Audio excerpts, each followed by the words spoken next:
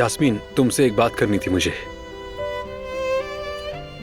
ठीक है, मैं जानता हूं तुम नाराज हो मुझसे, लेकिन पहले मेरी बात तो सुन लो।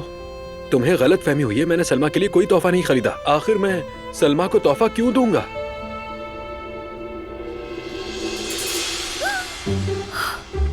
हारून, तुमने तो मेरी जान ही निकाल दी।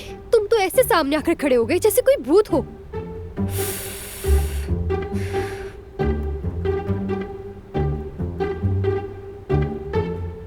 तो तुमने मेरी बात सुनी ही नहीं। अगर सुनी होती तो कोई रिएक्शन देती ना। मैंने नहीं सुना कि तुमने क्या कहा।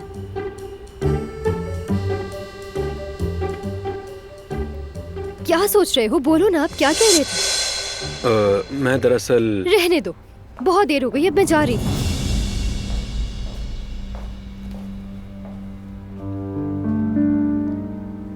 Good evening Haroon. Good evening Salma. मैं तुम्हें परेशान नहीं करना चाहती। I'm so sorry, तुम्हें इन्फॉर्म किए बगैर आ गई यहाँ। बॉयलर खराब हो गया है मेरा। मुझे समझ नहीं आ रहा था कि मैं क्या करूँ। सोचा कि तुम्हारे पास कांटेक्ट होगा किसी भरोसेमंद कारीगर का। तो फोन कर देती मुझे। यहाँ आने की क्या जरूरत थी तुम्हें? बस घबराहट हो रही थी इसलिए यहाँ चली आई मैं। लेकिन अगर तुम जा रहे हो तो कोई मसला नहीं है, मैं खुद ढूंढ लूंगी। अरे बॉयलर के बगैर गुजारा थोड़ी होता है। राफत उस्ताद अच्छे कारीगर हैं, मैं उन्हें अभी फोन कर देता हूँ, वो तुम्हारा मसला हल कर देंगे। शुक्रिया हारून। यानी किसी गैर इंसान को घर नहीं बुला सकती थी ना? तुम्हें तो पता ही है कि जमाना कितना खराब है। नहीं, तुमने ठीक किया।